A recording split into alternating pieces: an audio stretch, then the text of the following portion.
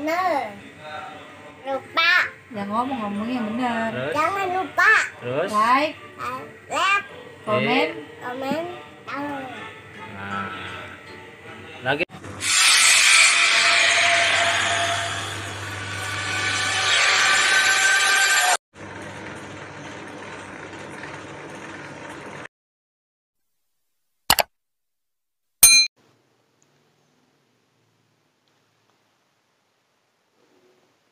Assalamualaikum warahmatullahi wabarakatuh.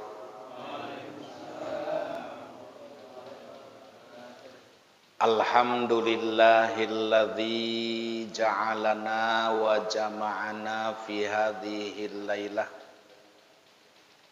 Ashhadu an la ilaha illallah wa ashhadu anna Muhammadan abduhu wa rasuluh.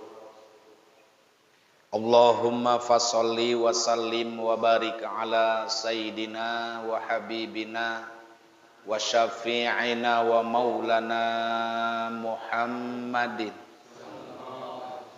wa ala alihi wa ashabihi wa man tabi'ahu wa mawalah. Amma ba'du faqala ta'ala fi ayatihil karimah wa huwa asdaqul maqalah. A'udzu billahi minasy syaithanir rajim. Bismillahirrahmanirrahim. Washkuru li wa la takfurun. Al-ayah wal ma'na wallahu a'lam bimuradihi bidzalik. Wa qala Rasulullah sallallahu alaihi wasallam, man salaka tariqan ilal ilmi salakallahu bihi tariqan ilal jannah. Wa qala aidan laisal aidu liman labisal jadid walakinnal aidu liman ta'atuhu tazid.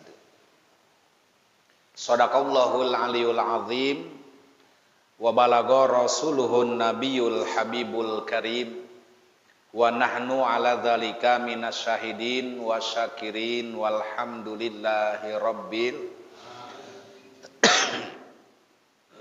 hadratal mukarram, segenap hadirin jamaah Majlis Ta'lim Musholah At-Tahiriyah, para sepuh, para asatid, para bapak, saudara-saudara semua yang hadir, khususnya pengurus musholah Al-Mukarram Bapak Ustadz Ahmad Asrori beserta jajaran dan muratibil acara, dan seluruh hadirin yang hadir yang fa insyaallah semuanya selalu diberikan sehat, panjang umur dan barokah.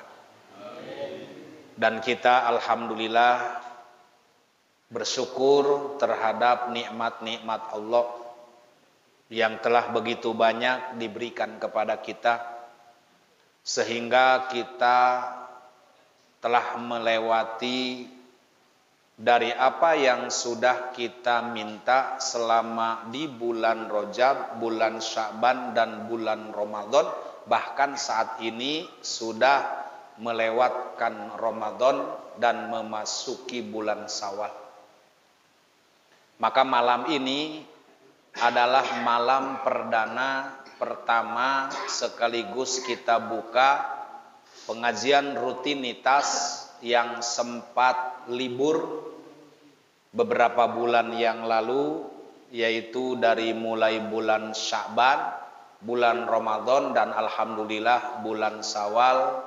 Dengan izin Allah, dengan nikmat yang diberikan kepada kita, tepatnya malam ini kita bisa kumpul bersama dalam acara tawakufah pembukaan sekaligus acara halal bihalal. Mudah-mudahan dengan selesainya Ramadan, datangnya bulan Syawal, harapan kita, iman dan takwa kita ditambah oleh Allah Subhanahu wa taala.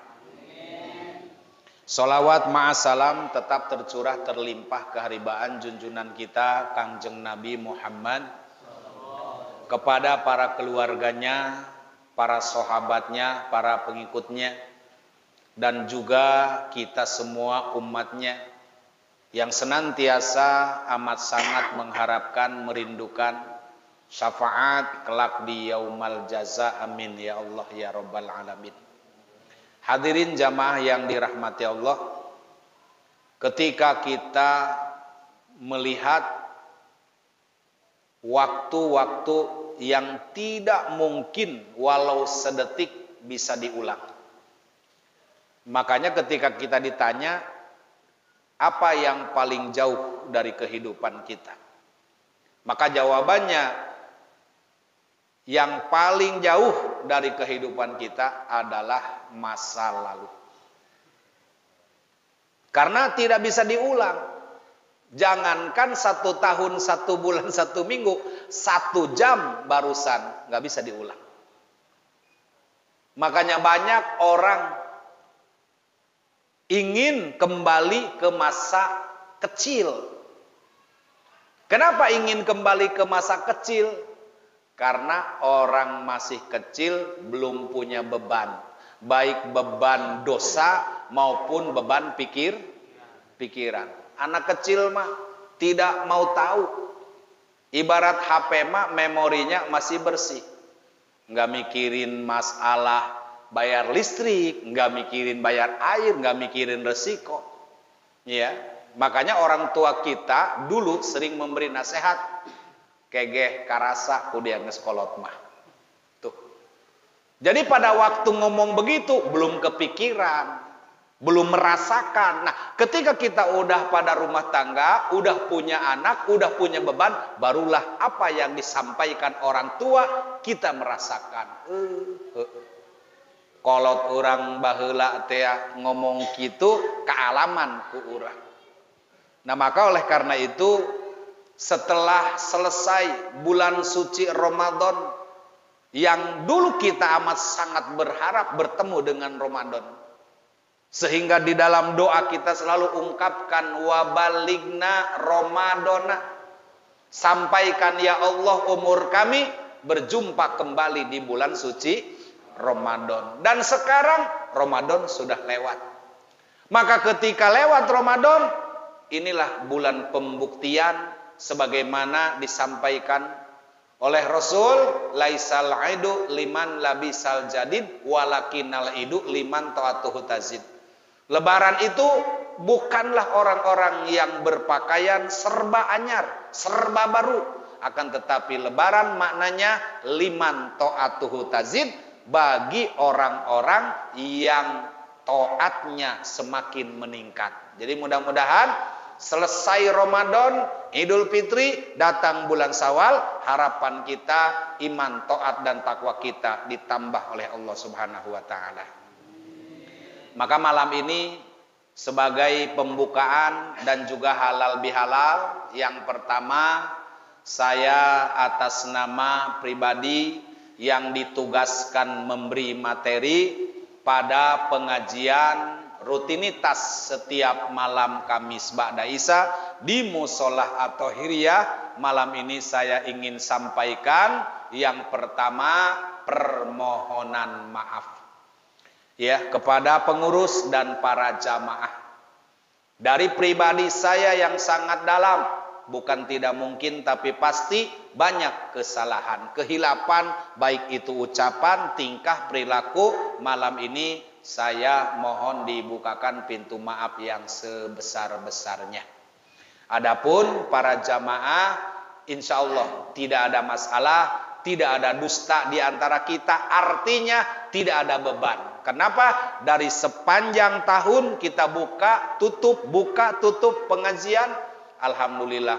Saya juga nggak pernah ngitung, ketua musolah juga mungkin nggak ngitung, ya, karena kita nggak ngitung itu. Intinya setiap penutupan pasti ada pembukaan dan ketemu lagi penutupan. Maka buka tutup pengajian yang alhamdulillah tidak terasa sampai saat ini memasuki 2023 kita tetap istiqomah bertolabul ilmi di Musolah At-Thahiriyah. Harapan kita semua mudah-mudahan perjuangan tolabul ilmi kita akan memudahkan kita menuju jannahnya Allah Subhanahu wa taala. Hadirin jamaah rahimakumullah, yang kedua yang ingin saya sampaikan terkait kalimat halal bihalal. Jadi halal bihalal ini memang bukan syariat yang dibawa dari rukun-rukun Islam. Sebab ini halal bihalal bukan dari Mekah, bukan dari Madinah, apalagi dari Turki. Tapi halal bihalal mutlak milik Indonesia Raya. Kapan terjadinya itu halal bihalal? Tahun 1948. 3 tahun setelah merdeka. Kan merdeka 45. Kenapa ada halal bihalal? Dilihat, ditinjau dari kronologis. Saat negara ini berdiri, ya, yaitu Republik Indonesia dengan undang-undang dasarnya tentunya, ideologi Pancasila, tidak cukup sampai di situ. Pembesar-pembesar negara beda-beda pendapat, beda-beda keinginan, walaupun di tahun 45 dinyatakan merdeka. Ada yang ingin negara ini menjadi negara agama, maka lahirlah NII. Ada juga yang menginginkan nasionalisme, tidak usah pakai agama. Ada juga yang menginginkan komunis, ya. Nah, sehingga pembesar-pembesar ini setelah merdeka jarang ketemu, jarang bertutur sapa, apalagi ngobrol. Kenapa? Karena masih banyak gejolak. Tokoh-tokoh mau bicara sungkan. Mau diadakan pertemuan bingung. Akhirnya tahun 1948 dikumpulkan di istana. Siapa yang punya ide? Wahid Hasyim, ayahnya Gus Dur, putra daripada pendiri NU, yaitu Hador Syekh Hasyim Asy'ari. Namanya Kiai Haji Wahid Hasyim. Jadi dia punya ide, Bung Karno, bagaimana kalau kita undang semua tokoh-tokoh, kita kumpul di istana. Sebab kita akan rubah yang namanya haram supaya halal gitu. Kenapa dirubah? Kan kalau orang nggak ngomong berturut-turut berarti bermusuhan. Hukumnya haram. Iya. Supaya yang tadinya haram berubah menjadi halal. Makanya diadakan pertemuan, diadakan perkumpulan di istana dengan judul halal bihalal. Yang tadinya orang tidak ketemu. Yang tadinya nggak ngobrol. Yang tadinya nggak pelukan. Sehingga merubah daripada perkara yang haram dirubah menjadi halal bihalal. Jadi seperti itu, ya. Nah, makanya oleh karena itu didampingi oleh Abbas Abdullah, makanya sampai hari ini terkenal di negeri kita Indonesia, yaitu setiap ba'da Idul Fitri diadakan pertemuan disebutnya halal bihalal. Ya, jadi itulah dilengkapi dengan permohonan maaf. Maka permohonan maaf itu sudah disampaikan melalui media, baik di WA, grup, di SMS, ataupun di YouTube dan sebagainya. Tapi disempurnakan pada saat berjumpa. Maka inilah namanya musafahah muwajahah. Musafahah langsung kita bersalaman. Muwajahah bertemu muka langsung. Maka alhamdulillah malam ini di samping tadi kita ada acara halal bihalal, juga kita membuka pengajian yang sudah libur cukup panjang. Tapi yang namanya libur mah walaupun panjang juga perasaan mah sebentar aja. Mun diturutkeun mah hayang keneh bae. Hayang keneh bae nya. Itu lamun gawe urang mah hayang geura pre gitu nya. Lamun gawe mah hayang geura pre, ngaji ge hayang geura pre urang tah. Mun kitu dibuka teh Gitu, jelema na ge can daratan. Orangnya juga masih pada pulang kampung, alasan kita ya. Makanya ini mah pembukaan. Jadi belum bekerja belum, kakarak geh dibuka. Lamun carak mobil teh mah encan berangkat encan, kakarak geh pintuna dibuka. Artinya siapa yang mau punya tujuan masuk dulu. Jadi enggak ujug-ujug langsung berangkat, enggak, dibuka dulu. Seperti lowongan kerja, dibuka, belum kerja, daftar dulu.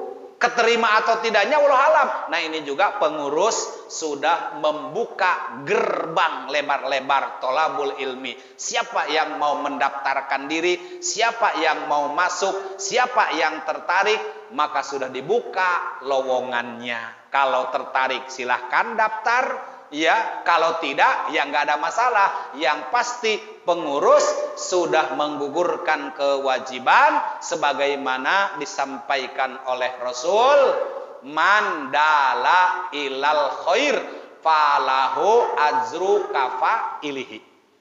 Siapa orang yang mengajak ila khair, kepada kebaikan, ngajilah intinya mah, maka orang itu akan mendapatkan pahala sama seperti orang yang mengerjakan. Bayangkan kita buka pengajian, yang hadir misalnya 50 orang, masing-masing diberi 100, berarti 5.000, berarti sama, pengurus juga mendapatkan pahala 5.000 dan tidak berkurang bagi orang yang mengamalkannya, insya seperti itu. Iya.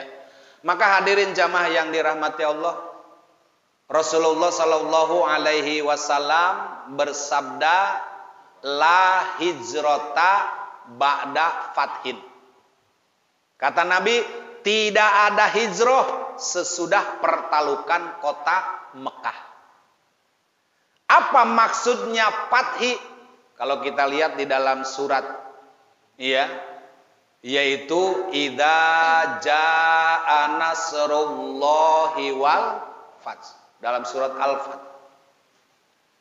Wa ra'aitan nasa yadkhuluna fi dinillahi afwaja. Tidakkah kau lihat, kata Allah, manusia berbondong-bondong bidinillah, masuk ke dalam agama Allah, maksudnya agama makanya disebut agama Allah, karena Allah sendiri yang mengatakan dalam Al-Quran, inna dina indallahil, selain daripada Islam Allah tidak mengakui, berarti bukan agama Allah. Banyak sekali atas nama agama, silahkan, karena urusan agama adalah urusan hidayah, urusan agama adalah urusan keyakinan. Walaupun dipaksa orang suruh masuk Islam, kalau Allah tidak memberi hidayah, tidak akan mungkin. Diancam, masuk Islam lo, kalau enggak gua bom nih.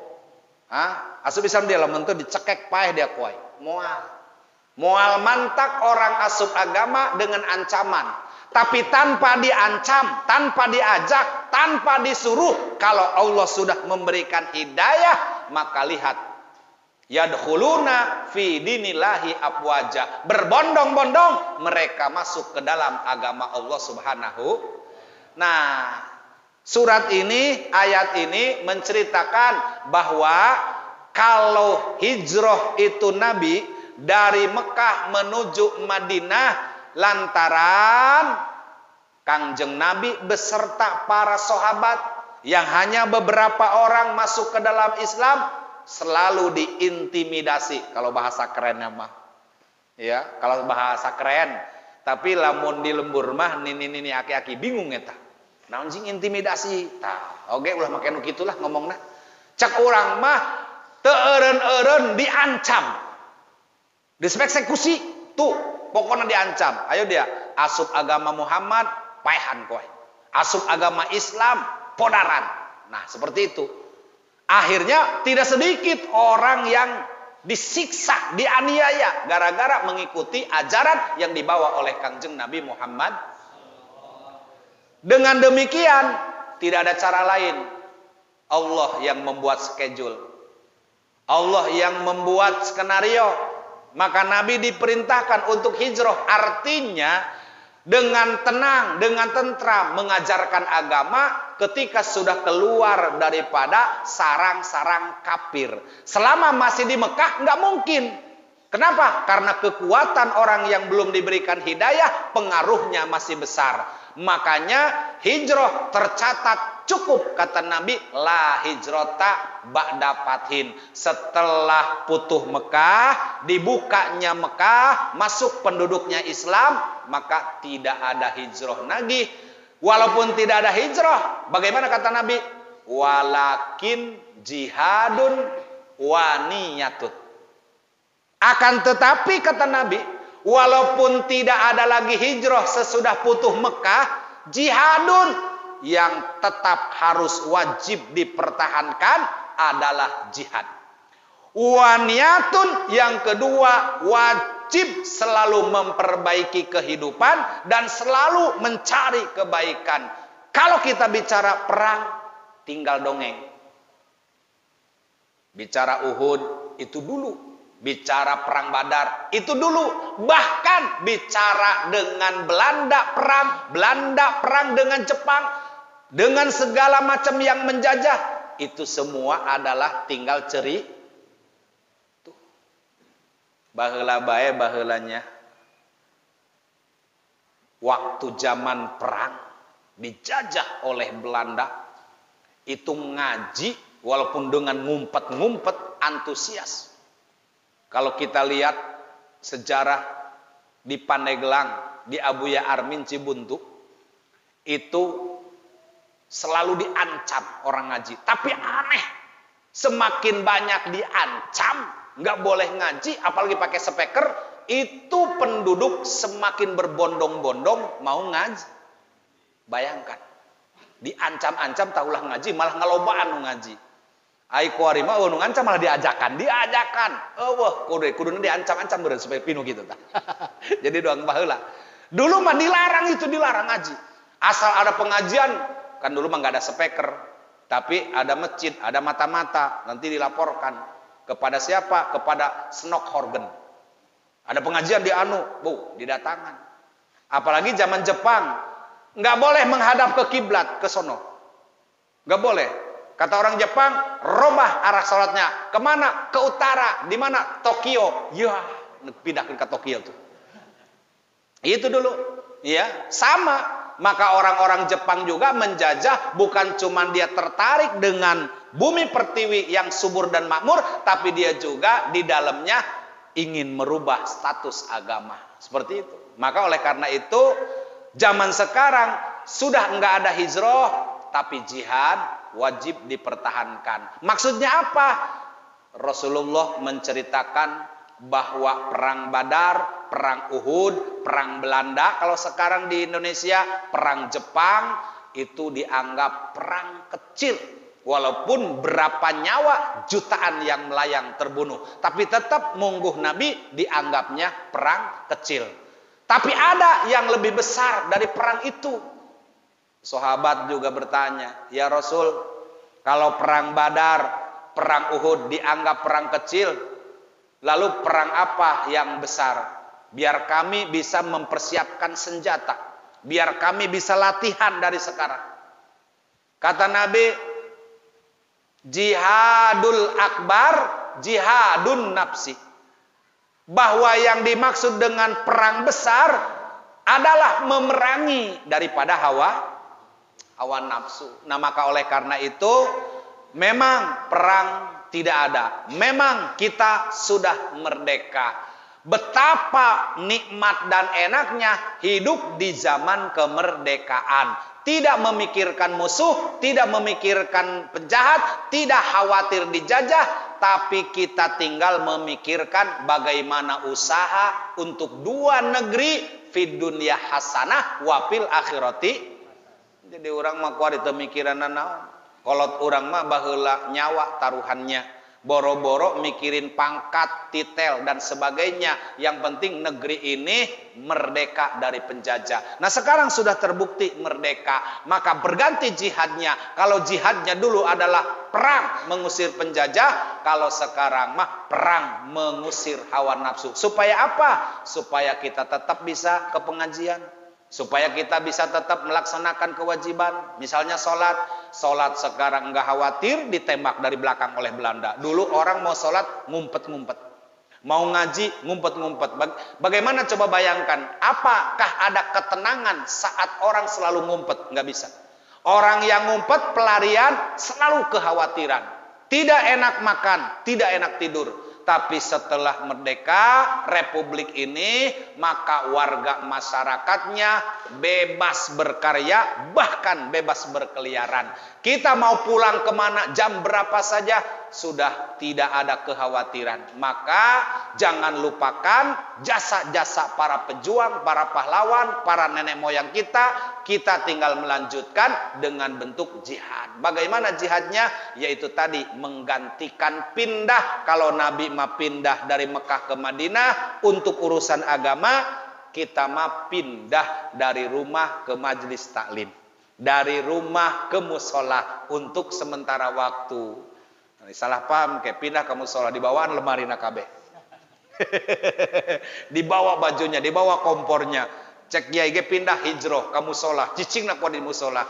Maksudnya hijrah kita itu adalah sewaktu-waktu. Waktunya sholat, pindah ke musola. Waktunya pengajian, pindah ke musola. Itulah disebutnya hijrah pada masa kini, yang bukan berarti hijrah dari Madinah ke Mekah sebagaimana hijrahnya Kangjeng Nabi Muhammad sallallahu alaihi wasallam, ya.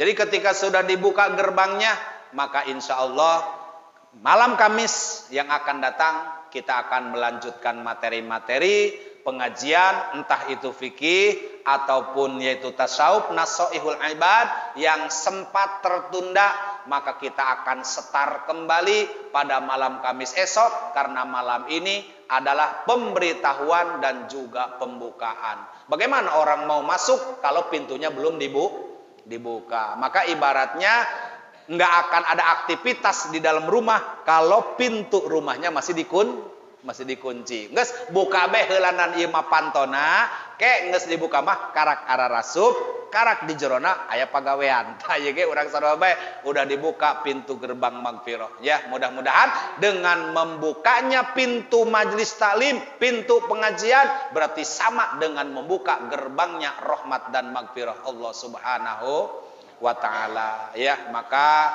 saya sekali lagi di malam halal bihalal ini mohon dibukakan pintu maaf yang sebesar-besarnya. Yang kedua adalah ucapan terima kasih yang tiada terhingga atas amanah kepercayaan yang diberikan kepada saya memimpin pengajian di Musolah At-Thahiriyah, dan tidak ada batasan kurun waktu sebagaimana pejabat. Saya nggak pernah ngomong Ustaz As, iya nges abis ya Ustaz ngajar na periodona yuk. Ya, jangan pernah ya lama. Apa satu periode, apa dua periode kayak RT kayak RW. Enggak, ini mah. Ayo be pokoknya mah terus. Walaupun ya kiaina eta-eta keneh, jamaah nage eta-eta keneh be sarua gitu ya. Nah, jadi enggak ada batasan. Sebagaimana dalam hadis tadi, utlubul ilma minal mahdi ilal lahdi. Jadi kita tolabul ilmi dari mulai lahir ke alam dunia sampai kita masuk lubang lahat. Maka oleh karena itu di zaman yang sudah bebas seperti ini, kacida urang rugina jab perang henteu ngaji ge pira pun henteu. Tah ayeuna baheula mun teu ngaji wajar jaker di udag-udag bae ku penjajah. Ku ari mah saha nu ngudag-ngudag. Cai lebih mudah, tinggal diputer keran. Terus mau wudu. Dulu Masya Allah air enggak ada di erek. Make awi be 2 batang. Di bang baluhan jurona ngantri nek ngalaudu beket timba di erek. Rada modern saeutik aya kekerelekan kerelek gitu eta rada modern. Baheula mah make awi bae kitu toh ngaranna naon ngaranna tah baheula teh nya timba tuh cenah kaditu nek ngalaudu mah ka mana tuh kaditu barang di dulu kitu loh make awi gantar 2 ka handap diangkat gitu, dibang baluhan supaya ulah berating. Tapi pinter be takal nah. Itu ya. Make gelinding rada. Terus modern deh saeutik dragon. Wow, kompak. Pakai dragon. Tak rada lumayan tak. Rada lumayan. Begitu asup listrik, waktu lebih canggih deh. Lebih canggih deh kuarima. Makana kuarima nek ngalaudu teh teu kudu ngesang. Baheula mah ngesang heula ngagaet. Mending lamun timbana 2 meter, 12 meter. Hayang menang saember urang kudu keluar kesang heula teu ngalaudu. Tuh, iya. Hayang istilahna pan naon galarati tah makana kunaon serba zaman sulit tapi orang selalu berjuang untuk daripada di tengah-tengah kesulitan. Tapi sebaliknya zaman sudah modern canggih tentu di dalamnya banyak kemudahan. Maka orang juga selalu menganggap enteng atas kemudahan yang telah diberikan. Mestinya orang-orang di zaman modern yang hidupnya jauh lebih syukur dan lebih taat. Kenapa? Karena memang perjuangan kita dalam agama, dalam negara sedikit. Bahkan dikatakanlah kalau yang sekarang mah, pejabat-pejabat sekarang mah tinggal menikmatinya. Kalau orang-orang dulu wajar diberi penghargaan. Oh, pahlawan nasional, anak cucuna dibere tiap bulan ta. Ieu jatah bapak kolot dia. Kuduna mah kitu pemerintah. Tuh bere, kuari mah perang henteu naon henteu ngelebokan duit negara bae kapan? Nah, maka oleh karena itu bersyukur dengan kemudahan walaupun sekarang hidup kita di zaman modern tapi tetap ibadah mah enggak ada modern, enggak ada zaman dulu, tetap sama-sama kewajiban. Maka mudah-mudahan sekali lagi dengan dibukanya pintu pengajian ini di malam ini, insya Allah para jamaah, para masyarakat muslimin muslimat yang selalu kita bertolabul ilmi, insya Allah selalu diberikan sehat panjang umur dan barokah. Ini saja yang dapat saya sampaikan. Mohon maaf segala kehilangan kekurangan. Hadanallahu wa iyyakum azmain. Wassalamualaikum warahmatullahi wabarakatuh.